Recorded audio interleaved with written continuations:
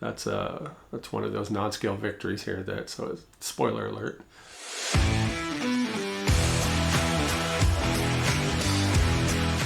Hey, welcome to my channel. My name is Ken and I'm on a journey to lose as much weight as I possibly can so I can become a fat guy no more. Well, it's been a while. It's been a long while. Well, a little over a month, right? Just a little over, what is today actually? Today is the 12th of November as I record this. So yeah, it's been just a little over a month.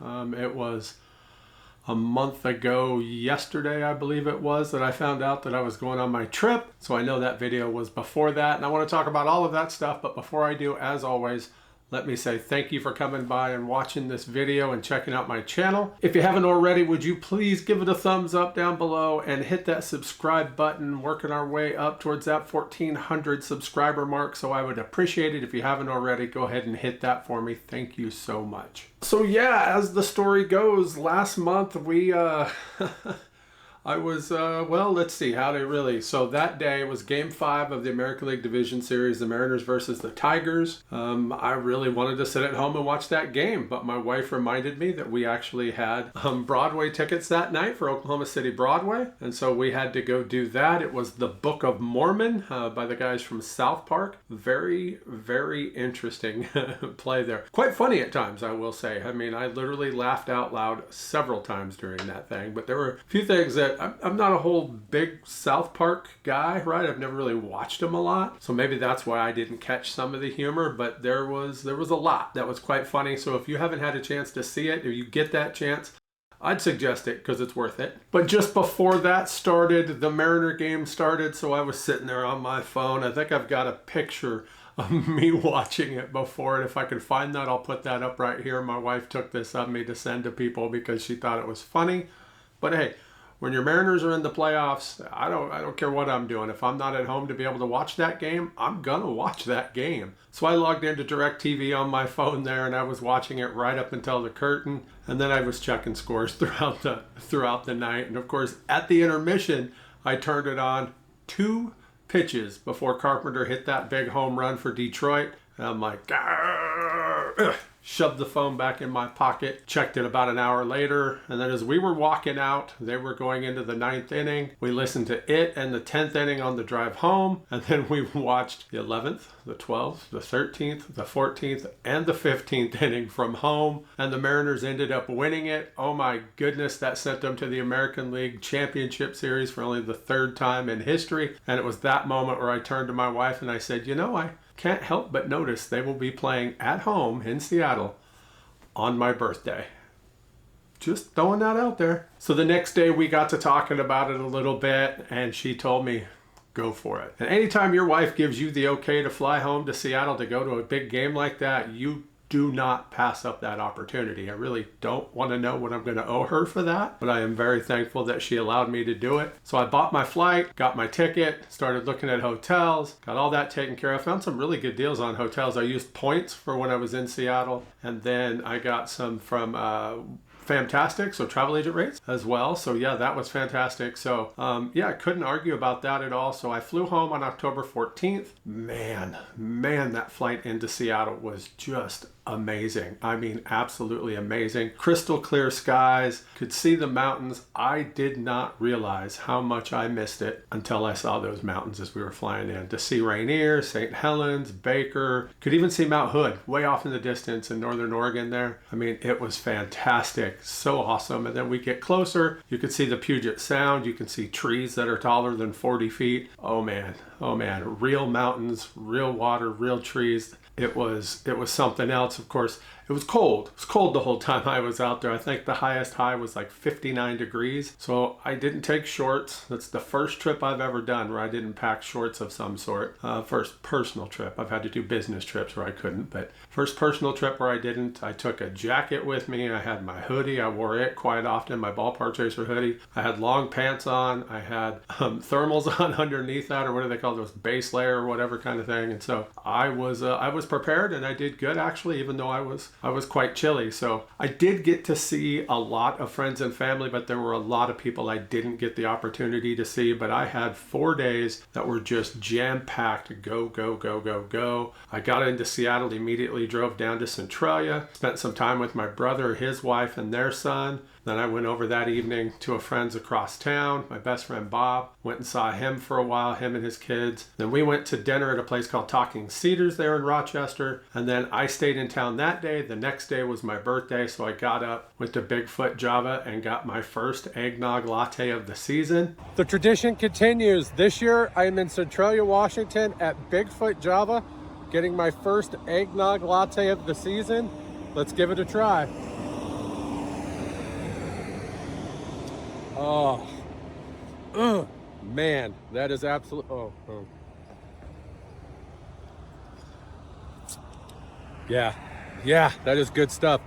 Thank you to Bigfoot Java here in Centralia, Washington for my free birthday eggnog. Gotta love it.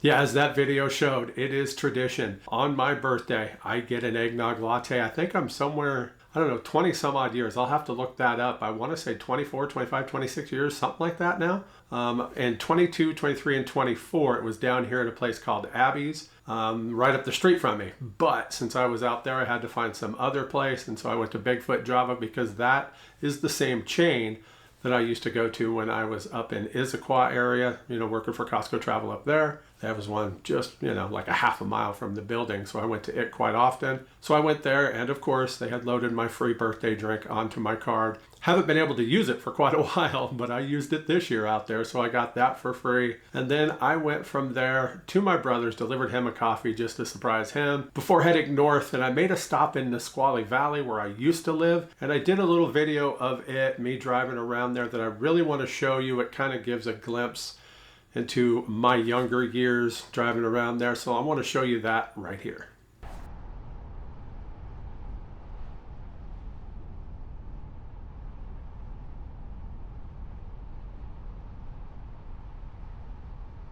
Welcome to Nisqually Valley. I grew up down here in Nisqually Valley, and I'm sure I'll tell you more about that here in a little bit. My drive up from Centralia was a good one, brought me through the southern part of Olympia, into Tumwater, into Lacey, and back into Olympia again. Yes, that's right, Olympia pretty much circles all of it. I used to do tumbling classes, believe it or not, at that school right there, that little church or whatever it was. I think it was an old school. Hated those things, absolutely hated it, but my parents made me do it, so I did it. But I grew up down here, as I said, so this is going to be a drive down memory lane, or as it turns out, Coleman Road, right here, because this is Coleman Road. First thing I spotted as I turned onto it was these decorations for Halloween over here at this house. I thought it was pretty cool, so I took a moment to check that out before I headed up the street even further. Now, we used to ride our bikes and stuff through this area as we were kids. I mean, it has grown up a lot. Not only the trees, but the number of mobile parks and stuff here. We used to play football over in this field just off to my left, right up here. It's barely a field anymore, honestly. I mean, you really can hardly see it because of all the, right here, there it is right there. That used to be a really big field. Now it's not as big because they've added more mobile homes in there, but it looks really weird to me driving through here after so many years because of how much it's grown up. But it's, how do I want to put it? Weirdly familiar, right? Everything still pretty much looks familiar no matter how much it's changed. So that's just, I don't know. I really don't know how else to put that, but weirdly familiar.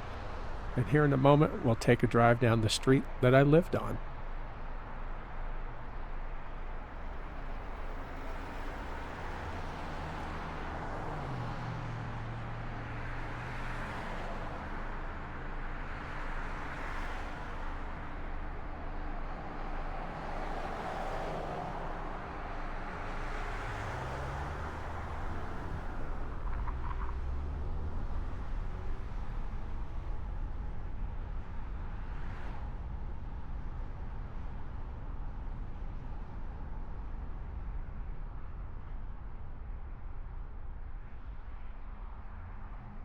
So that was Old Highway 99 that I was on, and I'm now turning onto Winlock Court. Yeah, we used to play ball in this field right off to the left here too. It looked a lot bigger then too. I know I'm saying that, but man, I don't know how we played baseball in that field. I really don't because it looks so small. But we used to play and have forts in those hedges there. I mean, this whole area, a lot of it's changed off to the right here. A lot of new mobiles since I was there. But these houses right here on the left are all the same. Our neighbors are still there after all of these years. And then that one right there with the fire hydrant out front, it wasn't there, by the way, when I was a kid. But that yard right there, that's where I lived. That is a completely different mobile from when we lived there. I think the shed's different too. My dad had built one when we were kids. But that is where we lived. There used to be a ginormous maple tree out front. Well, at least it seemed big when I was a kid. Maybe not now. I mean, that's kind of what I'm learning, right? But we used to play all the way back there behind the car and down the way. Yeah, from right here in this yard, I remember making snowmen in that front yard, raking the leaves, jumping into them. I mean, there's just a ton of memories from that yard. We lived there until 1983. And my neighbors, like I said, they are still there after all of this time. I'm really kind of surprised because, I'm just them. I mean, to still be there after all these years. We moved out in July of 1983, and here it is now, 2025, and they are still there. So I'm going to head off to another part of the valley here. But again, like I said, we used to play up and down this street all the time. If you watched my video yesterday, you saw where I showed Mount St. Helens. When it erupted on May 18th, 1980, we could see that straight ahead, the ash cloud from it. I mean, it was fantastic. Right over, well, now that warehouse wasn't there. It used to be just all trees that we would have forts in. But you could see that plain as day, and other subsequent eruptions as well. You could see really, really good. You can't see the mountain, but you could definitely see their ash clouds. So that was part of growing up, man, back then when St. Helens was erupting. And then right over here, I don't know what these new buildings are, but right over there in that gap that I kind of point to used to be Frank's produce stand. I had my first job there cutting box tops off, and that house right there was actually a church. The Pottses had that church. Went to church there with Pastor Potts, Ken Potts, if I remember right. Grew up with his daughter, Becky. Knew her quite well. Haven't talked to her in many, many years. Becky, if you're watching this, give me a shout out. Would be nice to talk to you. This road takes us down to the river, the Nisqually River. Oh, man, lots of memories down there. I'll talk about that here in a minute. Let's enjoy the drive and then check out the river.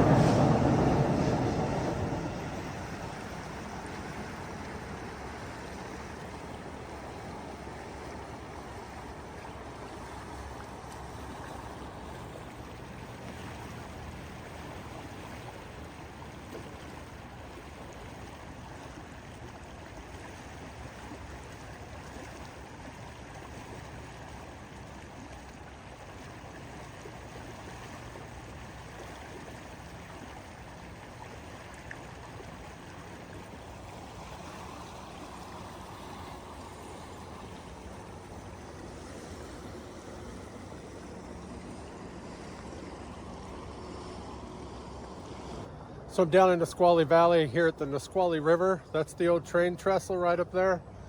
Yeah, we used to play down here all the time. I mean, all the way back over there, doing stuff, riding our bikes, you name it. Cross the trestle, run away from trains, you know, kind of like Stand By Me style. Lot of amazing memories along this river growing up. As you can see, it just keeps going behind me there. It is one of those places that whenever I'm down here, I like to come, just listen to the water, just hang out for a little bit, smell the cool air. It's quite cold this morning. I should have a jacket on. I am still freaking freezing. It's about 33 degrees right now, but I haven't dug my jacket out of the suitcase yet. I should probably do that before I leave here. But just look at this place. Look at the colors of the trees. I don't know. It's nothing super special, but this was home. You know what I mean? This was a lot of amazing memories as a kid down here. And I could see the one part of the trestle right over there that it's just like, it's right there. And yet I remember riding our bikes through here as we would come in. You come in right over here, right? And I don't know how many times I wiped out. Right there used to be a jump that you could go over to go out. And I don't know how many, I got scars on my legs still to this day because of that. But you used to ride, and then we would come back over there and go up towards the trestle and stuff. And there's a bunch of trails that then take you around the backside of the river and everything. We used to do all of that. And right now it seems so small. I mean, I know they say the older you get, the more that happens. I mean, it's really true. I just drove through the old street that I lived on, Winlock Court. I've done it many times. It's been at least 4 years since I last did, probably closer to 6, honestly. And it just every time seems so much smaller. The front yard in front of the house that we used to live in, it's not the same mobile, but it's that same lot. It's our same neighbors. The Brewers are still there, still next to us after all these years. So yeah, I mean, it is crazy, just absolutely crazy how small things seem. And I guess that's probably for a reason, since I'm much bigger than I was when we used to play ball in those lots, be it baseball or football or walk up those streets. I don't know. I mean, it's just crazy to be here. I absolutely love coming down here. This morning, again, quite cold, but at least, I don't know, there's really only one guy fishing over there and nobody else out this morning. So I'm gonna walk around, take a little peek before I gotta hit the road on my way up to Issaquah, to the building where I used to work.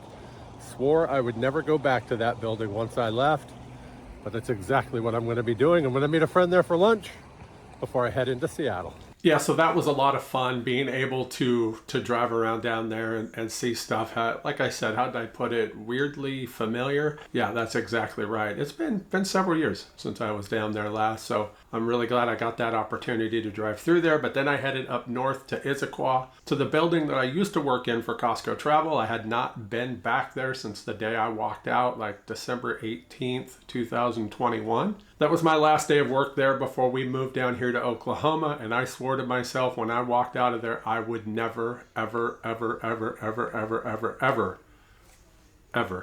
go back to that place. Well, I did. On my birthday, no less. I'd asked a friend about meeting me for lunch, and he was working that day, so I said, how about I grab something and I bring it to the building and we have lunch there? And he said, that's great. And so that's what we did. And little did I know, I mean, I really thought I'd be able to get in and out of there with just having lunch with him, but I was barely inside that door before people were coming up to me to give me a hug, and it just kept going from there. I mean, at one point, as we were standing in the deli, there was a line of people wanting to say hi and give me a hug. I know that probably sounds really arrogant to say, but the truth is, it really touched me. I mean, I didn't expect it in the least. I thought maybe a few people would say hey, I'd be like, hey Ken, how's it going? And just kind of wave from a distance. Had no idea that there would be that kind of reaction, to the point that there were a few people that told me they were on upper floors of the building and they were told, Ken Lee's in the deli, you got to go down and say hi. And so they were all coming down to say hi. I couldn't tell you just simply couldn't tell you how many people that I talked to. And I didn't get to spend too much time with my friend Zach, so that's kind of a bummer, but did get to say hi to a lot of people, and that was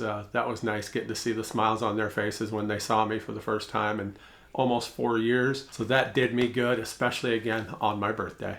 When I left there, I drove into Seattle proper, checked into my hotel about 0.8 of a mile from the ballpark. Again, that's the one I used points at, so it didn't cost me anything other than those points I had been amassing. Well, that's not true. It cost me parking.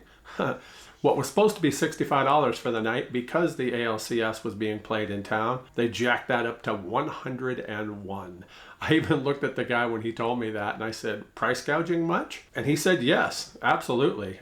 I just chuckled. I'm like, well, you know, I gotta love your honesty about it. So yeah, that's fine, because it would have cost me at least that to park for a couple hours closer to the stadium. So I went ahead and just let them have my car at the hotel, and then I knew I could just Uber around town, and that's exactly what I did. After I left the hotel, my first stop was to see a friend who works at Old Stove Brewing. They're at Pike Place Market. So I went and saw him. He told me that if I dropped by, he would buy me a beer. Yeah, I pretty much called him a liar before we left, because that beer turned into several lots of beers.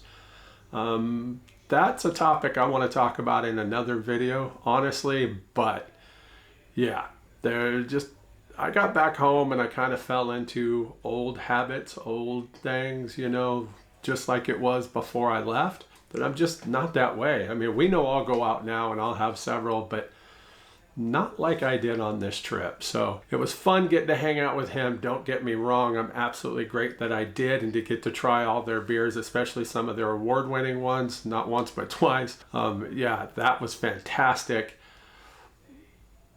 But, and we'll talk about that again. And I don't know if it'll be the next video. It'll be one coming up where I talk about balance, honestly. So be looking for that video. But I had a great time with him, and then I Ubered over to the ballpark, met up with my buddy Doug, and this is where yet another non-scale victory came into play, and I'm going to talk about those later on in this video. But went to the game, hung out with Doug the whole time. We stood behind the Mariner bullpen, so I got to watch George Kirby warm up, the pitcher that night, and Big Dumper Cal Raleigh was the one who was warming him up. And after he got done doing that, before he went on the field, he tossed the ball up that he was warming him up with. And the two guys next to me went for it. It hit the countertop right there, right? Just bounced off of it and right up to me. So yeah, I haven't gotten many baseballs in my career going to games, because I just don't ever really go for them, you know? But when one comes right to you like that, you take the opportunity, you grab it. And so that's exactly what I did. Ironically, the guy next to me knocked my beer into the bullpen, and so he replaced it with a full one. So that was really nice of him to do that. He didn't have to, but he did. So that was very nice. But hung out that whole game there. Of course, the Mariners got whooped. I mean, badly. What was it, 13-4? But it was a lot of fun. It was weird being back there. It wasn't so weird hanging out with my buddy Doug, because he's been down here. We've gone to several games between Oklahoma City and Dallas. I've seen him a few times since I moved down here, so that wasn't crazy, but it was a lot of fun. The next day I started my morning off walking around Pike Place Market. Now the funny part about that is, when I told my wife the night before that I had stood for that entire Mariner game, that's one of those non-scale victories here, so spoiler alert. But when I told her I had stood for that entire Mariner game, she told me I was absolutely crazy because I would not be able to walk. And then she called me an idiot, which, I mean, that's probably true. I mean, I've never done it before. And yeah, standing and I don't mix. And I don't know, maybe it was the beers that were being thrown down my throat. I don't know, but I did it. And that next morning, just for good measure, I went down to Pike Place Market, and I spent probably about 2.5 hours walking around the market. I did do a video of that. It is over on my Yo Kedogn channel. So if you haven't checked that out, check out Yo Kedogn. Hit that subscribe button for me, trying to get to that magical 1,000 over there as well. I'll show you what it looks like right here. I'll leave a link to it in the description below. But yeah, I went and walked around. Had me some clam chowder for breakfast. That's right. Is there ever a bad time to have clam chowder? I mean, I I don't think so, especially since that was my only chance. And to have clam chowder at the market, you're doggone right I took that chance, and it was fantastic. But I spent more time walking around, went to the original Starbucks, got me a pumpkin spice latte. Truth is, all of those years living out there in Seattle, I didn't spend a whole lot of time at the market unless friends came in from town and they just wanted to see them throwing fish, right? And I never went to that original Starbucks. So it was weird that I was back home and I actually had the opportunity to play tourist. And that's exactly what I did. I played tourist that morning walking around Pike Place Market, and I loved it. Every moment of it. I actually wish I had more time, but I had to meet somebody for lunch down in Lacey, so about an hour or so south, and so I had to get going. And I made it there just before he did, and had lunch with my buddy Chad, my former business partner at Manfish. Yeah, always an amazing time to see him. Now, what was really weird about that is he was back here 3 years ago on October 16th, so the day after my birthday. If you're following along closely, you'll realize that the day I met him there was October 16th. So that is just a bizarro, weird coincidence. But we had a great time, and just like always, drank way too many beers. But it was fun. I mean, we had a blast, and I was allowing myself the opportunity to do something like that if I wanted to, and I did, and I enjoyed it. And that's all I can really say about that. We'll talk about what it did to me on the scale later, but I really enjoyed that. And then I went and met my buddy Bob from the day before, 2 days before that I mentioned, and then my buddy Mike, whose birthday it was on the 16th, and we went and saw Gabriel Rutledge do some stand-up. Now, what's really crazy about that is 1 week prior, he was here in Oklahoma City. My friend Angie, my bestie, and I, we went and saw him there. That was my second time seeing him down here. Last July he was in town as well. After his show, I was talking with him, and I said, I happened to notice that you're going to be in Lacey next week. Where are you playing at? So he told me a place called Ricardo's, the steakhouse. And he's like, why, are you going to be there? I said, no. But it was my buddy Mike's birthday, and he loves comedy. So I was going to say, why don't you go check out Gabriel Rutledge over there at Ricardo's? And so I called him up, told him to check him out. And so he was going to go. And so that was kind of cool. Little did I know that 2 days later, I'd be flying back out there, and then I would be in town with Mike and Bob to go to that show. So just before the show, I was going to the restroom, and Gabriel spots me, and he's like, what the hell are you doing here? And so I started laughing. I said, well, the day after seeing you, which we had talked about that possible game 5, I told him what happened, and that my wife sent me out to go. And so that was fantastic. And then the rest of the night, he was introducing me to people as his friend Ken from Oklahoma City. So that was just nuts.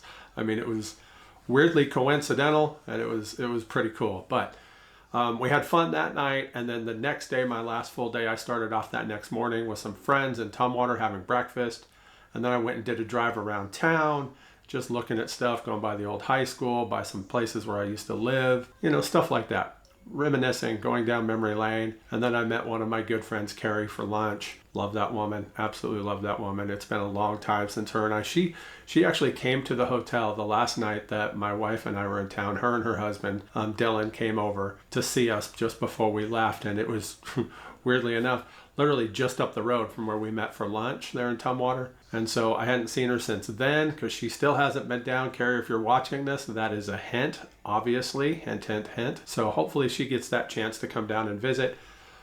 But we went to this place at the Brew District that was really kind of neat. I had this, what was it called? Salmon toast. So it was like a fresh smoked salmon pate on it, and with a sprig of dill, and I think there was like a pickled cucumber or something on there. It was, oh man, it was amazing. It was absolutely amazing. As you could see from that photo, not a whole lot of food, so that was perfect for me. But it was damn good. So then I was supposed to meet somebody up in Issaquah again that evening, and they ended up canceling on me. So I went by Brewmaster's Tap Room. My old brewery, Manfish Brewing, used to do their house beer, an IPA, West Coast IPA called Pudge the Curmudgeon. It was named after the owner's dog, Pudge. And so I went in there, and of course I've lost so much weight that when I walked in, one of the owners, Garrett, was standing there, and he kind of looked over at me, and he looked over. And I walked up to him, reached out my hand to shake his. I said, do you even recognize me? And as soon as I spoke, he's like, Ken? Oh my God, damn. And so a mutual friend of ours, Dale, had told him I'd lost a bunch of weight, but he hadn't showed him any photos. He's like, Dale was right. And I said, yeah, 263 pounds. Of course, I'm up a little bit from that, but overall, I said probably more than that from the days that Garrett knew me, honestly, because I was even bigger back then. But yeah, it was crazy. So I got to watch Game 5 of the American League Championship Series while I was there. What I didn't know until I went to tab out was that Garrett covered my tab for the night as a welcome back and congratulations kind of thing. So I stayed and had a few more. Seems to be a pattern here, doesn't it? I enjoyed that. The Mariners won that game. I went and checked into my hotel in SeaTac. The next morning I flew home. It was a whirlwind 4 days of just a ton of fun. I mean, a ton of fun. But what did that do to me? So before I get into what the scale said, I want to talk about some non-scale victories that I enjoyed on that trip. First and foremost, the fact that I was able to and wanting to get on an airplane, right? I mean, I hadn't flown since October 8th, 2016. So just over 9 years. There was no way I was wanting to get on a plane. A, I don't like flying, but B, no, I always had to buy 2 seats, that kind of thing. And I didn't want to have to deal with that anymore. So I just stopped flying. I would drive everywhere. I don't care where. I would have probably driven out to Seattle if I would have had the time to be able to do it, but that would have added a minimum of 2 days extra each way, and I just didn't have that kind of time. So the fact that I could just, okay, let's go, buy a last minute plane ticket, jump on a flight a few days later and go, that right there is an amazing non-scale victory. But on top of that, I got on that flight and I did not need my seatbelt extender. Yeah, it's been a minimum of 25 years that I've had to have a seatbelt extender, so to not need it, but don't get me wrong, it was tight. I mean, it was really tight, but I was able to do it, and that's all that mattered. It clicked in, and so, yeah, I mean, I was damn excited. So when I got to Denver, after that first flight from Oklahoma City to Denver, text my wife, let her know we're there. And she says, did you try going to the bathroom on the plane? No, because I've tried it before in the past. I couldn't even get through the door. And so I just, no. I go at the airport and then I just hold it if I have to. And I usually don't drink a whole lot of water. This time I did take a bottle of water with me that I bought in Oklahoma City, and I was just sipping on it enough to keep my mouth from being, overly dry. So when I boarded that flight, that next one, I decided to go check it out to see if I could fit into it. And yeah, I did. And not only that, I did my first bathroom selfie. Let me show you that right here. Yeah, that's me in the airplane bathroom. Now, I had plenty of room. I mean, plenty of room. I didn't use it, didn't have to. I just did at the airport, right? But I could fit into it, and that was amazing. Of course, that next seatbelt went on, and it was actually a little bit looser than that first flight. So that was great. I mean, those two alone are enough, right? But on top of that, I stood for that whole game, like I told you earlier, on my feet from the moment I got out of the Uber to standing in line to get in there, through that entire game. And then my walk, I ended up having to walk almost a mile south of the ballpark to pick up my Uber. He was supposed to be able to meet me just on the other side of the stadium. So I ended up having to walk further to get to him than if I'd have just walked to the hotel, which seems silly. But when I was already almost to him and I realized that, it's like, now I'd have to walk all that distance and then further. I wasn't going to do it that night. So I jumped into the Uber and did that. But that's a lot of time for me to be on my feet and a lot of walking. And that's unreal to me, because that's just fantastic. I don't know what else to say. I mean, I've never been able to do something like that. So to be able to do it was great. And then, like I said, the next morning I went to Pike Place Market and walked around there. About 2.5 hours. That did include when I was at Lowell's having my chowder. So I did sit for a while. I was probably there maybe 15, 20 minutes of that time, but the rest of it I was out walking around, looking at the booths, checking out the flowers. I bought me a little pumpkin with this little smile on his face. If I got a picture of that, I'll pop it up here. But yeah, I really enjoyed myself. And so many other things too. I don't really even know what else there was, but I will say, when it comes to food, there were days like on my birthday, I had that latte in the morning. I had lunch with my buddy Zach, and then I didn't eat the rest of the day. Well, that's not exactly true. When I checked into my hotel, they gave me a little tiny bag of Cracker Jack. When I got back to it late that night, I went ahead and ate it, but that was all that I had. And then the next morning I had that chowder, and then I had something with Chad, and that was it for the rest of that day too. I wasn't hungry, so I wasn't going to eat.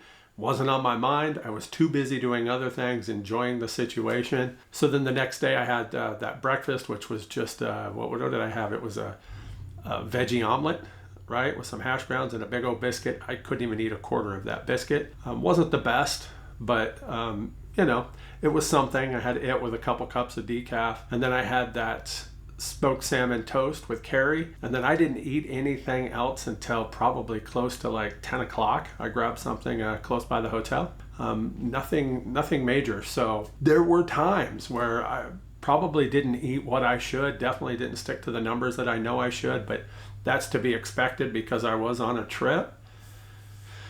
But those non-scale victories, man, that really propelled me, especially coming home back down here, getting into Oklahoma City and realizing what I had just done. And I actually told my wife the other day, I made a comment about when I was in Seattle, and I'm like, wait a minute, I actually went to Seattle. That's just crazy, because I flew, and I think that's what's weird. If I drive somewhere and it takes me a few days to get there, then yeah, I've got all those experiences along the way and everything. Well, this was a flight up, 2 flights up, 2 flights back, and it was so quick. Went up on the 14th, came home on the 18th, and it's still weird to me. But let's talk about the scale.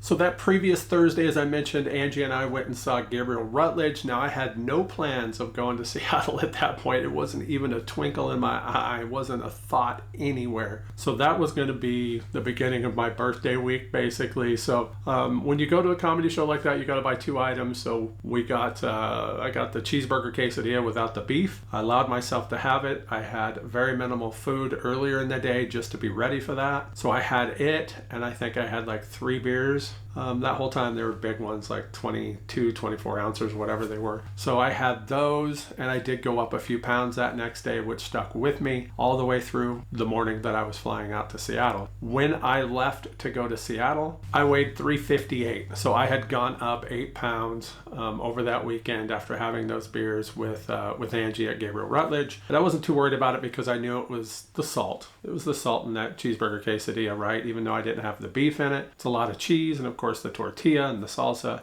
and then those beers. Not worried about it. Was headed into my birthday weekend. I told myself, enjoy your birthday weekend. Try not to go too insane. Yeah, try not to. And then get right back on track that next Friday. So that was the plan. So I went up to 358 before I left there. When I came home the very next morning, I got on the scale. My legs, we've talked about it in the past, really squishy, fluidy sacks, right above my braces. They were insane. I mean, insane. I mean, I knew I had went up a lot, but the seatbelt still fit. I did not need an extender on either one of those flights coming home. So I kind of felt like maybe I was okay a little bit, but my legs were pretty sore. And I knew it was from the fluid. I had counted the number of beers that I had in that 4-day period, 48. And so I knew, I knew that was going to be a problem. When I got on that scale the next day, it told me that I was up 14 pounds. 14 pounds. Now think about that for a moment. Okay, the previous week, I had that cheeseburger quesadilla and 3 beers. I went up 8 pounds. I go to Seattle. I'm eating out that entire time. I'm doing a lot of walking, that's for sure. I drank an amazing amount of beer, and I went up 14 pounds. Only is how I was looking at it. Only. 2 days later, I was up another 6, and that's where I topped out, being up 20 pounds from before I went on that trip. Yeah, it happens. Should it have happened? I enjoyed the hell out of it. I would have been madder if I would have tried to be strict and then I come home and I gained weight. So either way you look at it, I'm okay with it. I mean, I'm just being honest. I remember telling my friend Carrie that I was going to have to sit down and do this video where I'm going to have to tell you guys how I went up all that weight. Yep. I'm always honest about stuff, so there's no reason not to be. So I went up 20 pounds. That put me at 378 by the time I finally got back on track. And so in the first 7 days, after that, getting my sodium levels back to reality, staying away from beer, drinking more water, hitting the numbers that I'm supposed to, I went down 28 pounds. 28 pounds in 7 days. So that's the 20 I went up, the 14 from the trip, plus the 6, plus a few before that. 28 pounds total in 1 week, which brought me back to 350 pounds. Yeah, I'm perfectly fine with that. I mean, that's still up from my all-time low, right? What, 18 pounds up from my all-time low back in April? But I haven't been as strict. I haven't been taking the medication like I really should. So I've kind of been in like a maintenance kind of thing, right? We've talked about that before, and I'm okay with that considering how I've been doing. I haven't really been putting in the work like I should. Haven't been getting up on my exercise bike.